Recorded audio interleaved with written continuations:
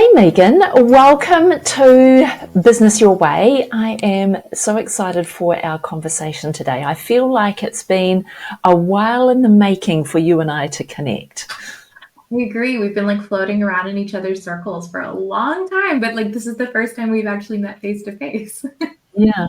So part of me thinks that I know you, and part of me goes, "You're a complete stranger," you know?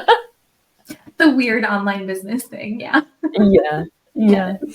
So really glad to have you here today. I would love to hand the mic to you to introduce yourself, who you are, what you do, and how you make your moolah. Sure. So my name is Megan Elliott. A lot of people might also know me as Megan Taylor, which is my former name. I make my moolah by being a conversion and connection focused copywriter, working primarily with, not even primarily, exclusively with online business owners. So people who are selling online services, digital products, online courses, anybody who's kind of in that funky little online business world, those are my people. So I do a mix of done for you copywriting services. I do consultations with people who are kind of feeling a little bit stuck on their messaging and their positioning so that they can then go off and write all of their amazing copy themselves.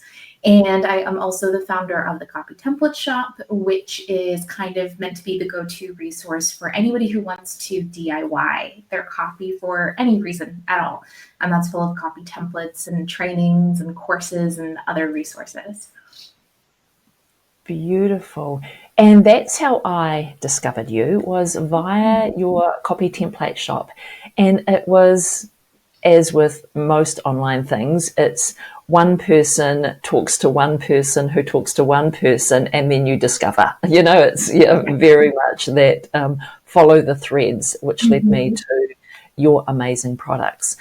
But before we dive into what that business model looks like, because that's what I'd like to talk about on today's episode, is this combination of service-based business combined with a digital product e-commerce component. So I'd really like to dive into that to really give service providers this different perspective on how we can package our products and offer our products in a more leveraged way. But before we get into all of that, I'm really intrigued as to how you got here. So have you always been in business, or what were you doing before you started your business that then led you on this wild journey of entrepreneurship?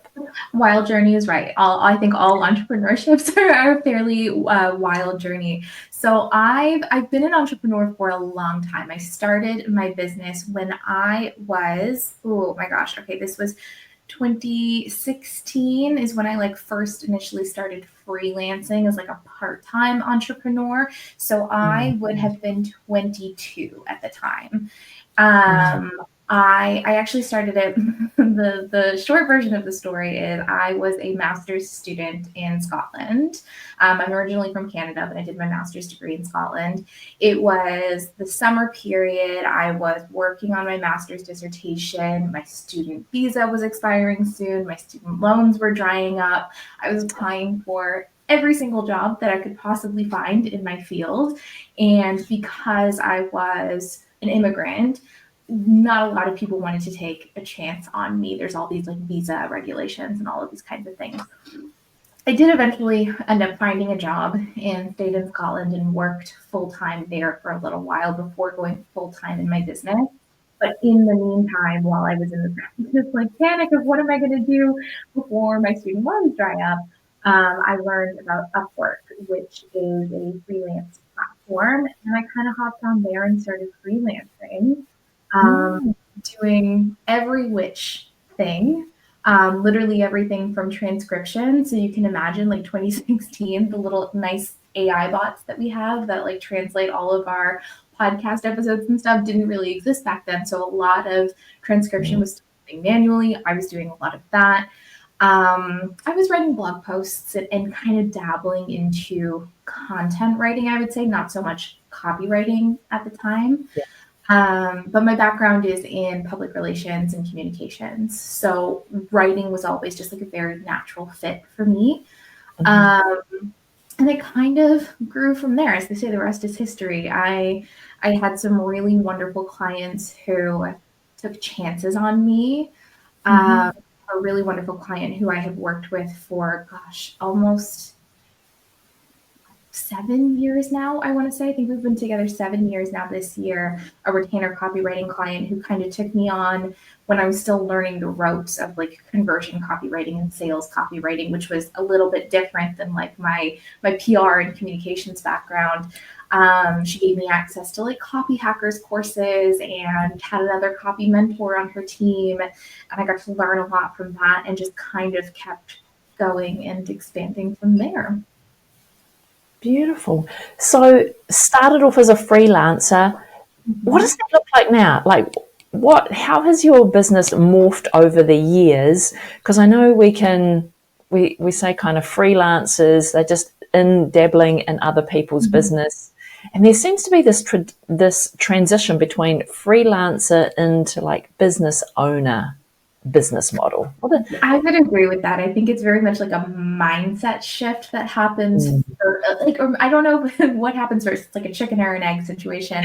I'm not sure if it's the mindset stuff or you actually step into that role with some of your clients and then the mindset stuff follows it. But it's very much a journey of Mm, deciding, okay, I'm no longer just like a tactical freelancer who's coming in and doing things that I'm being told to do and kind of owning your expertise. And I think that that's kind of how that transition happened is like as I started honing my skills and got better and felt more confident as a copywriter, I would attract more and more clients who saw that in me as well. mm, So I'm very fortunate that my business, literally from day one, has grown, I would say 98% through referrals, the service side of my business. And so just doing great work for great people who would then recommend me to their network. I would kind of come on and do that. So I had like several retainer clients at one period. Now I'm down to two, which is an intentional thing for me. I really like being able to pop in now and do like projects. But again, like for clients who kind of recognize that expertise and the fact that I've spent almost a decade like honing my craft. mm. I love that you said that that's more of a mindset shift between just, popping in and doing as you're told, whereas now owning your expertise. Like that's definitely a mindset shift. Did you realize that at the time that it was intentional about the mindset shift, or do you think that was just part of your natural growth and evolution? I think I must have recognized it, but not in a happy way, Yeah. more in a way of I was coming up against my own boundaries time and time again without actually realizing that that's what was happening.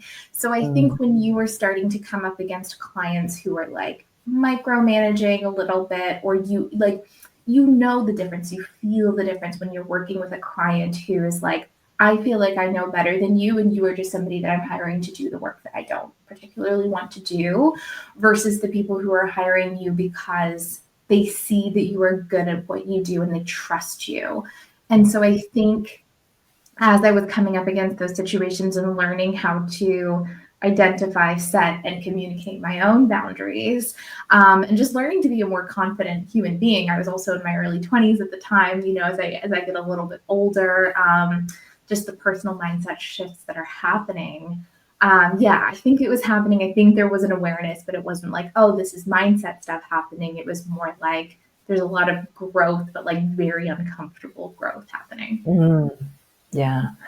I too went through that stage of realizing, oh, I don't really like working for you. But you have to sit down and go, well, why is that? Why are you annoying me so much that I'm frustrated or that I'm walking away just wanting to tear my hair out? And then when you sit down and think through what are those pieces that are really ticking you off, Mhm. and then you realize it's because they don't really, it's not that they don't trust, but they are not allowing you to flourish in what you do the best. And then you realize, okay, you are not the client for me. And you really, you start really owning your expertise. Yeah. Yeah, and it's a little bit of a two-way street. Like a lot of these Yeah. times, these clients are literally just picking up what we're putting down, right? So maybe when we first started working with this client, we were a little bit more comfortable in a role of them telling us what to do. And then we've kind of just like outgrown the relationship and outgrown that part of our business or that aspect of our business. And we've just kind of forgotten to communicate it. And Right. sometimes the way the relationship is, you can't communicate it. And, it's just, you have that mind, like how you're always going to be a little kid in somebody's eye, like in your mom and your grandparents, like they're always going to look at you like this little kid. There's some clients who are always going to look at you that way, and you can't grow that relationship. But sometimes you can, sometimes you can't. Yeah, I agree. I agree totally. So then moving into digital products. So going from service provider, realizing that, okay, I now own my expertise. I'm now choosing the clients that I want to work with. And that's like, I love that moment in business when you realize that. I think that's, you mature as that business owner. So you've stepped into that space. Where did digital products then enter the picture for your business model? It took me a long time. It took me about 4 years. So the Copy Template Shop was founded officially in 2020. And I think it was similar, like that similar mindset shift, the same kind of growth that had to happen for me to realize, okay, like I am actually very good at what I can do, what I do. I can charge premium rates. I can be in control of the projects. I was also part of me that took a step back and realized I had a lot of clients at the time who were running other type of template shops, like legal contracts, Canva templates, those kinds of things. And I was looking at the work that I was doing for them. I was looking at everything that I was learning and everything that I was bringing to the table and saying to myself, like, I am writing copy for these clients that's bringing in, like, we were having six-figure sales, Black Friday sales on the back of copy that I had written. And I was like kind of shaking myself a little bit. Why am I doing this for other people and not doing it for myself? And I think a lot of really good service providers almost fall into that trap a little bit of like giving all of your best stuff to other people. And that's such an awesome thing to do. And you can make really great money doing that. And I think being a service provider is amazing. But, are you putting any of that focus into your own business? Are you applying those skills to your own business as well? So that's kind of where it was for me. I was like, okay, let's give it a try. Let's give it a go. And one of those clients gave me a really great opportunity as part of, I think it was one of her Black Friday sales. She was like, hey, like, why don't you create a product for Black Friday and I will kind of like promote it to my audience as part of my promotions. We kind of worked out like a little bit of a affiliate type deal, and that was kind of the permission slip that I needed. And then I got hooked, and it was a really great experience, and I wanted to keep doing it. Beautiful. How did you decide what was that first product, of all the copy that you were writing? And I think sometimes that's where we get stuck as business owners is it's the overwhelm of possibility because we could make so many different choices. It could be this one or it could be that one. Or how did you get to decide what was that first digital product that you would dip your toes in with? I think it's really important as service providers specifically to look at the things that are quite easy for you and that you are doing over and over and over again to the point where you've kind of developed a process for it, maybe even without realizing it. That is where your first product usually is, especially if it's something that people come to you for a lot or people tend to struggle with. So for me at the time, it was 2020. Instagram looked very different than it does right now. Like reels weren't a thing. I think IGTV was like just on the scene. Yeah. Um, it was just so different. Like visually, everything was really, really different. So my first product ended up being kind of like I have caption prompts still in the shop, but it was like was kind of like a caption toolkit, and it had like different like caption types of hooks that you could use that very first line, different like prompts and stuff for what to say in your captions. It had like a little content calendar and stuff like that. I was still doing quite a bit of content work, and it's something that people were struggling with. And like, what do I even say? What do I post on Instagram? And so, yeah, without realizing it, in order to be able to, like, I was pumping out sometimes hundreds of Instagram captions for my clients every single week. When you're doing something at that capacity, you must have some sort of process. So it's just a matter of like taking a step back and figuring out, okay, what am I doing here? You probably already have something templated in your business that you can just take a closer look at it and package it up and sell it to somebody. And then that whole process of how do I sell an e-commerce? Because when we sell a service, you're like, okay, this is what I do. This is what you want. Great. Here's my contract. Awesome. Here's my invoice. They pay to your bank account. Like, we're good. But then when you get into digital products, now we've got to think about what does the shop front look like, where people can buy it from, how do they pay for it, how is that transacted? Tell me about that journey. I started so simple. I literally I did have a very unfair advantage that I was working for a lot of digital product creators. So even though I was just the copywriter, I was doing a lot more behind the scenes, and I saw a lot about their tech stack, how things were working. And so I kind of had a clear picture of like, okay, what steps need to happen. And then I said, like, what is the simplest way for me to deliver this? For me at the time, like, so that product had like a few different moving pieces. Most of them existed like within a Google Doc. And so it was just a matter of popping into Canva, creating a pretty branded PDF, one page that had links to all the moving pieces. So any videos that they needed to watch had a direct link to that. Any Google Docs that they needed access to had a direct link to that. And that was the thing that was delivered. So when they got this PDF with all of the links in it. I didn't have like a course platform or anything like that. Like, I think the videos were probably hosted on YouTube, which I'm not even 100% sure is within YouTube's terms, but I was doing it. And I went with WooCommerce because WooCommerce was free. I knew how to make WordPress work. My website was built on WordPress. Right. And yeah, WooCommerce was free. So I said, okay, I'm not going to invest too much money into this until I know people want it and I know that this is something I want to do. And I actually still use WooCommerce for like 80% of my products to this day, and it's still free. Amazing. So yes, start simple. That's the key, right? Start simple, prove the product. When was the point that you kind of made that decision to go, all right, this is working. There is a demand for it. I can level up my tech stack, or, take that next leap into an online platform or a gated scenario with the technology. Where was that point in the journey? I don't know if there was like a single aha moment. I know that I ended up taking that initial product, and then instead of like creating another one and then another one and then another one, I actually like jumped from that one product to a bundle of 5 products and sold all of them all at once on like a live webinar, my first webinar ever. So I literally went from like the simplest way possible to like the biggest thing possible at the time.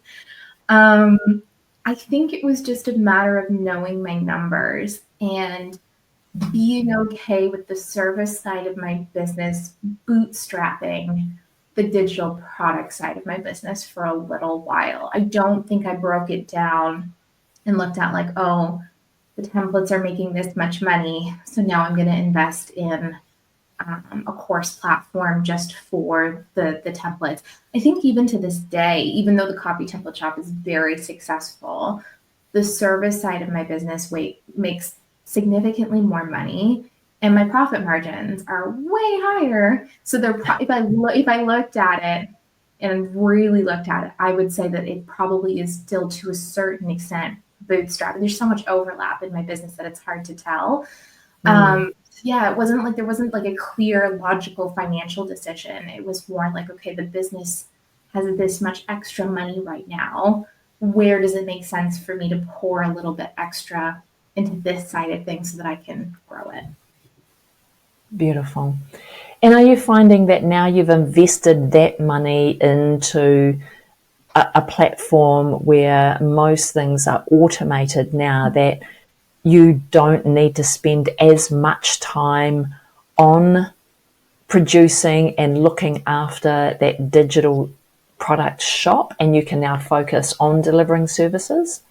I think so. I think my biggest problem is I always want to create more more solutions. But it's very, it does kind of like stand on its own. I will say, like passive income, like digital products and passive income are not, in fact, as passive as Mm. the online business industry wants us to believe, and like that vision that it sold us. And like I have so many things that are automated, all of the deliveries automated, um, all of like the purchase, like literally from purchase to completion, all of that kind of stuff is completely hands off for me. My website just exists. It's there. Somebody can go and buy something.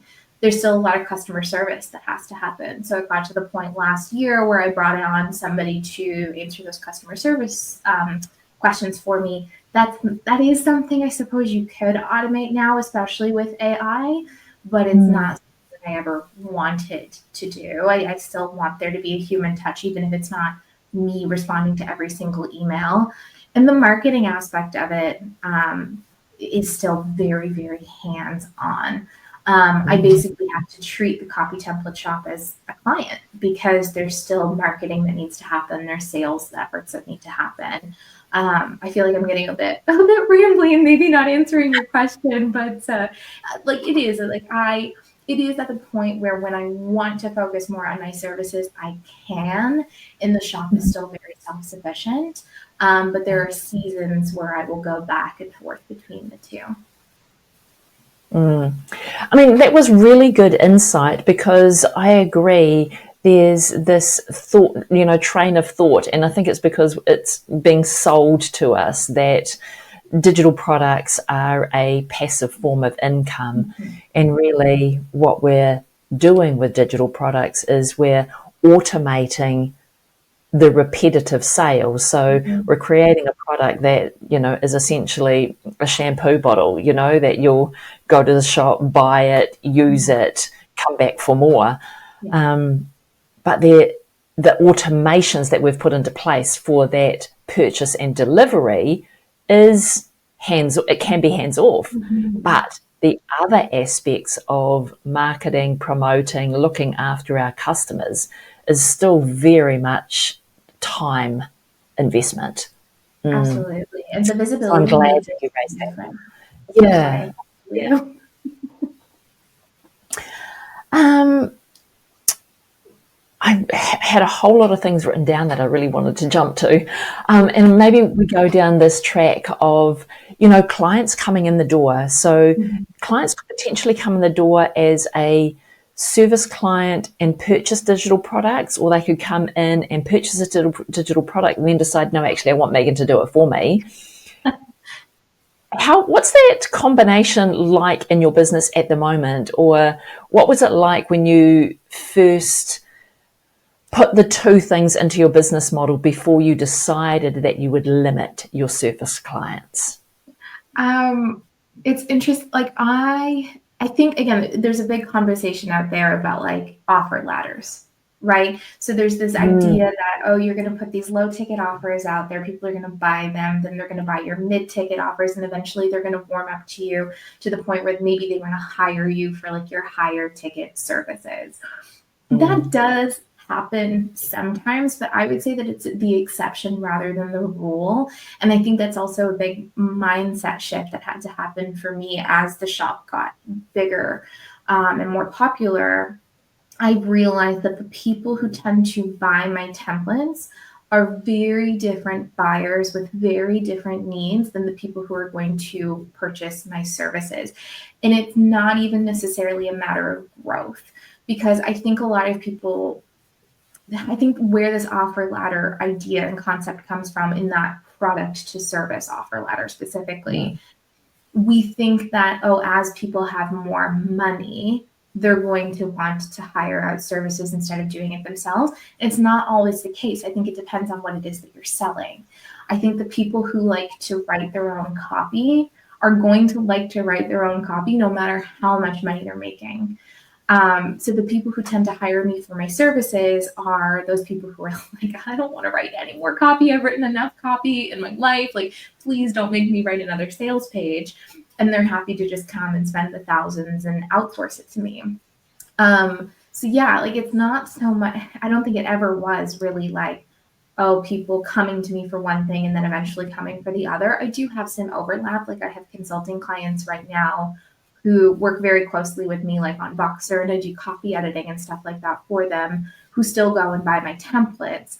I have neither of my retainer clients, I think, have ever bought a template from me. So yeah, there is overlap, but like probably not as much as I expected when I first started creating those digital products. That is really interesting to know, because I think that would be like a common thought that I would have anyway is, okay, let me, head out with a digital product and that will serve them while they're maybe bootstrapping something, or they just want to know or have a template to do something. But a little bit further along the track, they could potentially then hop over and buy some services when maybe they've got a little bit more cash in their business, or they're a bit more time strapped, and that's one of the things they want to offload. So I think that would definitely be like a common thought in a service provider's mind. Yeah, and I think it does happen. I think there are probably people who are using my templates and just like waiting for the day where they no longer have to use the templates and can outsource it, whether it's to me or to somebody else. But yeah, I Yeah. think it's a lot rarer than you expect. Again, it's very dependent on what it is that you sell, and probably also in how you position the products that you sell. Like I very much position the products in the shop as like, oh, this is your DIY solution. Like this is for you if you don't have the budget, if you don't have the time to wait for a copywriter schedule, if it's really important for you to learn copywriting, because it's a very important skill to have as an online business owner. But I think if you positioned your product as like, oh, you can't afford to hire me right now, like buy this thing instead and let it tie you over until you can afford to hire me, then maybe you would have a little bit more of a pipeline going. Comes down to messaging. Yeah, exactly. And copy. Message and copy. What does your business look like now in terms of the balance between how much time you spend in your copy shop and adding products to it and growing it versus the time that you are spending on your retainer clients or doing service, delivering services? The balance is very much a fluctuating balance. Like it's not, I think we picture balance and it's like it's a scale where everything is even. My balance, I don't know what it looks like, but it's, it's definitely not like that. It happens for me in seasons. So I'm like working through an idea right now for like what I want my next big product to be, and recognizing that, okay, I'm also in a season of business where my clients are doing really big things and they're relying on me a little bit extra than maybe they would in like a slower season. So I'm going to have a lot less time to put into this idea. So it's always, for me, I think because I started as a service provider, my clients always come first. And so that's always the first thing I'm thinking about is how much do my clients need me right now? And how much time does that leave me with in order to pour into my digital products? That wasn't always the case. There was definitely a season where I had to be like, okay, if I really want this to be a thing, I need to find ways to prioritize the digital products. Maybe that's working on weekends. Maybe it's starting my workday a little bit earlier. Maybe it's like working well into the night a little bit, which is great if you're like me, you get hyper fixated on things that you're creating. But yeah, it comes and it goes. And so this product, like it will get to a point where if I want to bring it to life, I'm then going to have to prioritize myself and that offer the way that I would a client. So I will literally treat it the same way I will a client, where I'll block out a certain number of hours every single day for a certain number of weeks in order to make sure that that project happens. Yeah, so I think don't put too much pressure on yourself to find that balance either, because that balance will ebb and flow and it will be in flux. And if you're in a season right now where you have to work harder in order to get products off the ground, it won't always be that way. I know earlier you said that you currently only have 2 retainer clients. Yeah. So was that like the conscious decision of, rather than just allowing these seasons to flow in and flow out and maybe only working on a digital product, e-commerce side of the business when there's time, versus allocating time? Where Yeah, was no, that? Like, did you go through that piece of like, I'm just doing it on the side versus now I'm intentionally only giving 2 days to services and this amount of time to actually focus on the digital products? And that will ebb and flow in seasons, but then I get a sense that there has been a decision around the amount of time spent on services. yeah, I'll say that right now it's intentional, but it wasn't always intentional. So I used to have a lot more retainer clients, and services like were a much bigger part of my business. I was doing a lot of VIP days, all of that kind of stuff around the same time that I was starting to grow the coffee template shop. And then in 2021, in the fall of 2021, I hit a pretty, I'd say a mild burnout, but I was staring down like a very deep, extreme burnout. I knew that if something didn't change in the way I was running my business, um, it wouldn't keep working and it wouldn't be good for me. So what I ended up doing is I planned to take a 1 month sabbatical from my business to just like completely step away, travel a little bit, and just kind of reconnect with what the vision was and where I was going forward. So I told all of my clients and I took this month off. And when I came back from that month, that I had those realizations, right? And that's kind of maybe where the intentionality came in, but I was almost forced into that intentionality of I can't sustain this amount anymore. I either need to stop doing VIP days or stop doing so much on the shop, or I need to let go of some retainer clients. There's something needs to give. And that's when I ended up letting go of all but one retainer client, so that I had the time. And there was a bunch of stuff going on in my personal life, and I wanted to have the time and the energy and the mental capacity to deal with all of that. So it was an intentional decision to scale back for mostly for my personal life, I would say at that stage. And then when I came out of that season and my personal life somehow I had my stuff together again, then it was a very intentional decision of, okay, I'm not going to take on any more clients. I'm going to use this extra time to pour into the digital products again. And then I only took on my second retainer client again. It was, I think, I'm going to say January of last year. So there was a very long time where I just had that one dependable source of income. And I made sure that I was charging enough for that that I could pay my bills and I could sustain myself as a service provider if I had to just only do that and the digital product side didn't work out. Yeah, and then just like slowly, now I'm in a season where like I have those retainer clients, but I have like ongoing consulting clients. So the digital products are taking a step back again, but it won't always be that way. And just recognizing when that ebb and flow needs to happen. I'm glad you brought up the financial piece, because I think that can be where we end up in that constant hustle mode too, because we are needing the income to sustain our personal lives and just live while we're trying to make headway into the vision that we have for the business. With the financial piece, did you have to increase your prices, or did you think about packaging your product, your service products, packaging them differently in order to get to a minimum financial space where that was what you needed to live comfortably, while still having time and energy to put into your vision?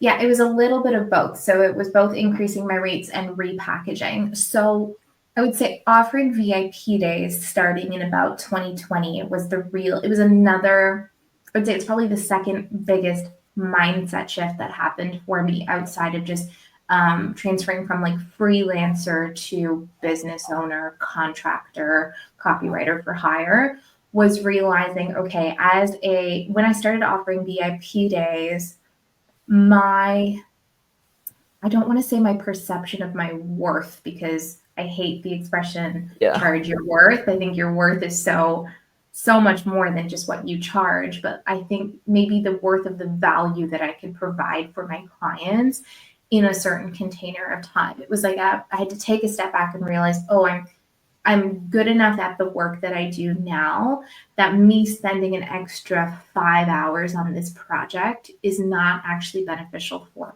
anybody. It's less about the amount of time that I spend and more about setting the right kind of environment, including the right kind of contract and like container with the client, in order to make myself succeed, right? Like if you could, within the VIP day, container, my creativity really thrived. Like I knew that the client was basically taking a step back and saying, okay, you have this day to work your magic and do and create. And it didn't have anything to do with the amount of time I was spending. It was just having that one focused day to spend on it. So it was really a mindset shift for me. And I used that when I came back from my break in the conversation with the one client that I decided to retain.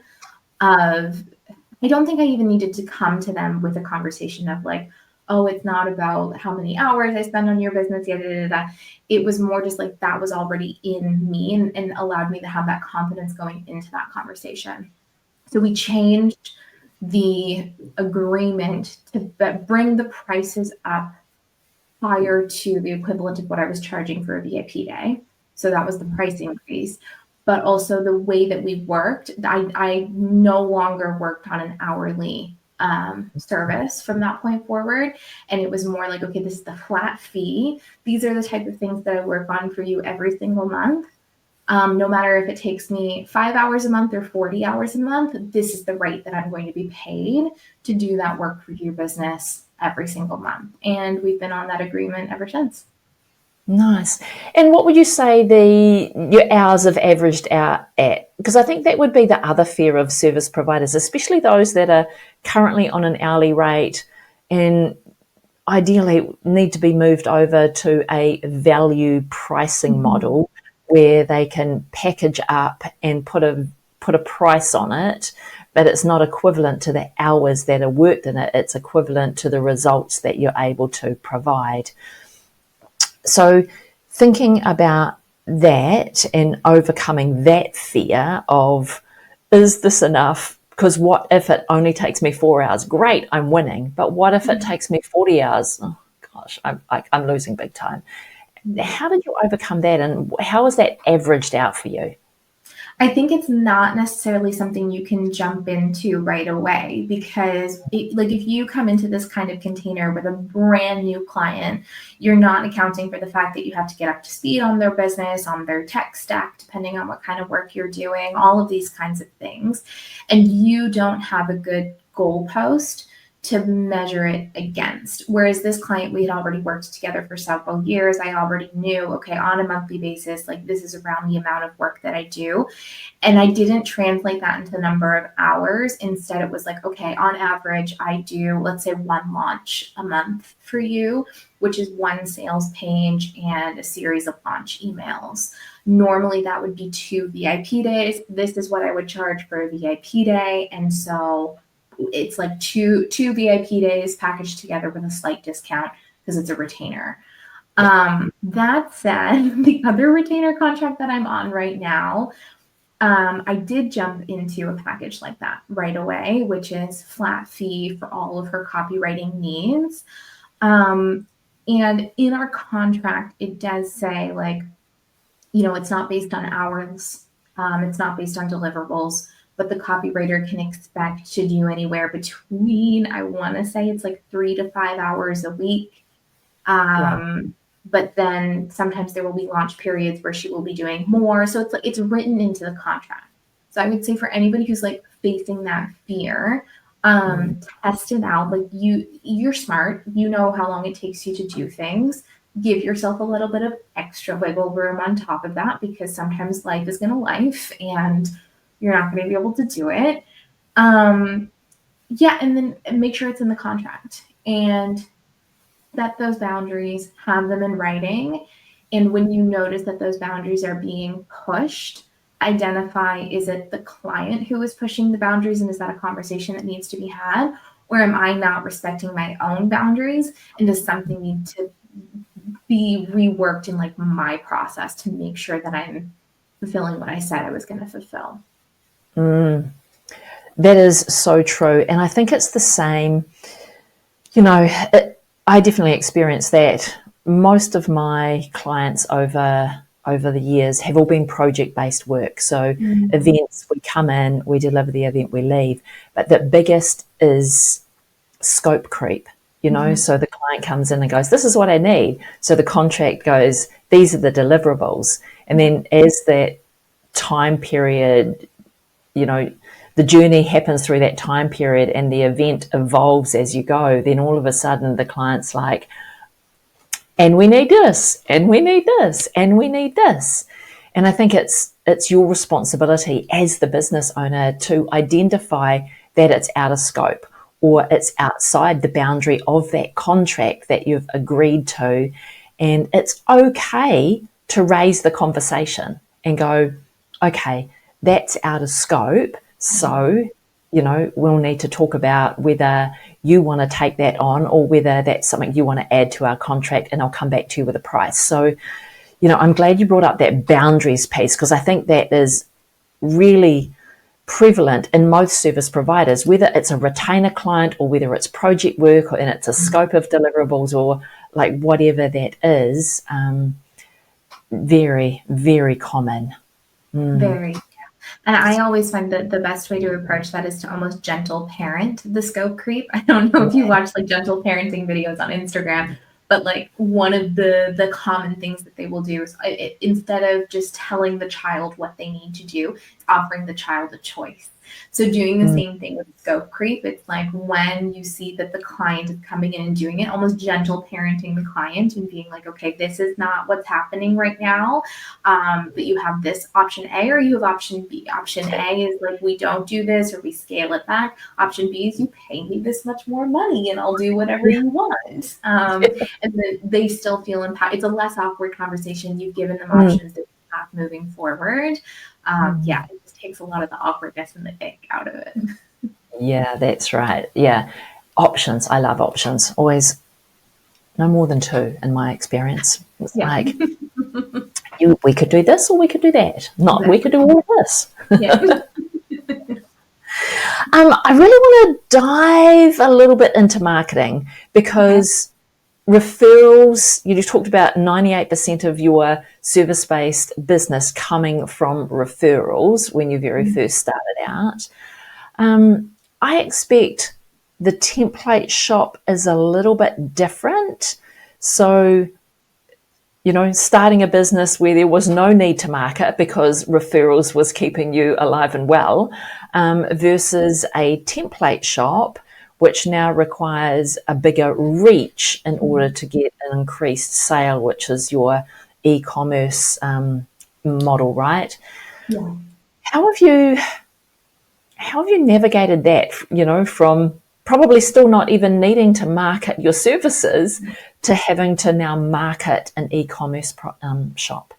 It's definitely another mindset shift that needs to happen. Yeah, I think that a lot of people, again, when you've been sold the passive income dream, you don't quite even though it's math, it's very simple math. In order to sell enough $27 products to match your $2,700 service, like it adds up. You need a lot. It's a numbers game. Digital product sales is a numbers game. So yeah, there's a lot of marketing that needs to happen. I'm very lucky that like a lot of my educational and then professional background was in marketing, so I knew what my options were. I've tried a lot of things. I tried social media. I did social media for a long time, and then I just when I had that burnout, one of the things that I did was I just stopped posting on social media, and I've never kind of come back. I had a podcast up until I took that sabbatical, and then the podcast just never came back. I blogged here and there. Again, I think it always depends on the season. Like I'm going into a season in my life soon where I am going to have to up the ante on my passive income sales again. So like I will have to be a bit more out there with my visibility efforts. But right now, in order for the copy template shop to coast and just kind of pay for itself and bring in a little bit of extra like fun money and bonus money into the business, it's mostly email marketing. So just Okay. making sure I'm nurturing my list. I email my list once a week. I have automated funnels and sequences and nurture sequences and all that fun stuff set up. And then I'll do a lot of bundles and summits to get new people onto my email list. Sometimes I'll dabble in Facebook ads. I had them on for about a 6 or 7 month period last year and only just recently turned them off until I figure out what I'm doing with my automated emails again. But yeah, like it's also an ebb and flow thing. It's probably like this is kind of like this is what I do, not necessarily what I recommend. Mhm. Um, but yeah, I've tried lots of different things. There are things that work for my audience and for me personally and how I like to show up and market. Mm. Having worked with other template shops and a lot of other digital product sellers in the past, there's things that they do extremely well. Like they sell a lot of digital products on Instagram, and it's just never something that really worked for me, probably because my energy wasn't in it. Mm. So I think just being willing to experiment with what Mhm. works, what doesn't, but then also knowing, like when you're experimenting, knowing what your goalposts are, like what results are going to make you want to continue with that marketing stream versus Mhm. what's you want to consider something else. Mm. That's good advice. It's like what marketing activities fit with you, how you Mhm. want to be in the world, the energy that you want to show up in, and or expend in doing it. If it's always draining, like I find social media just extraordinarily draining, Yeah. and so it's not something that I want to do. Like that's not a marketing avenue that I want to take. So I spend a lot of time repurposing and pushing it out to socials, but I very rarely like show up because it's just way too draining. So I'm glad you kind of put that in perspective of like find the marketing activities that fit for what you do and who you are and the energy Mhm. that you want to bring to it. So I love that. Megan, I've got so many more questions that I want to ask you, but if we were to kind of bring this in and look to wrap up, thinking about a tech stack Mhm. for a service-based business and a digital, e-commerce, because essentially two business models in one. How have you brought that tech stack together so you're not paying thousands of dollars for some tools, and maybe you're able to cross-purpose them across both type of products? Yeah, I mean, I have brought a lot of things together. So, like, I did work with a CRM for a really long time. I had Dubsado, and that is where I ran my service-based business, like with all of the workflows, my contracts, and everything lived in there. Loved Dubsado. Would still very much recommend it for service providers. But it did get to a point where, oh, I was like paying for all of these tools for the product side of my business that I could probably just repurpose and make work for the service. So that's kind of where it went, was like they were very separate. And then I was like, how can I bring them together? So for example, now if I'm selling like a VIP day or a consult or something like that, they're going through Thrivecart, which is the same checkout software that I use. I said, I think at the beginning that like 80% of the shop is still on WooCommerce. The other 20% is Thrivecart, and that was a one-time fee. I paid for it. So I think Thrivecart is very underutilized by service Mm-hmm. providers, Mm-hmm. if you have a productized service. It's not going to work if you're sending a lot of like custom proposals. It could still work. You can have as many products in there as you want. But yeah, like it's, for me, it's very productized. My consultations are a certain cost. My copy reviews are a certain cost. My VIP days, like everything is the same. And then tying that in with like Zapier, which again, I was already paying for product delivery. And then just Google everything, Google Drive, Google Sheets, Google Gmail, Google Workspace, Google. I even have a Google phone. Literally, my life revolves around Google. So yeah, just like weaving all of that in. And yeah, I feel like those are the only things that are working in tandem. Think good, like Google now, you can send contracts through Google if you have a paid workspace account. So that's what I do, is use their built-in e-signature feature. Thrivecart will have, like for my product, like my consultations, I don't even have them sign a contract. It instead has like terms of service that are built into the checkout page. Yeah, lots of Yeah. overlap. Love that when you can move to a productized service where you have packaged all of your services and that's how people buy. So you're not doing the custom proposals or anything like that. You've got to a point where you're like, this is package A, this is package B, and this is package C. Which one would you like? Which one serves you right now?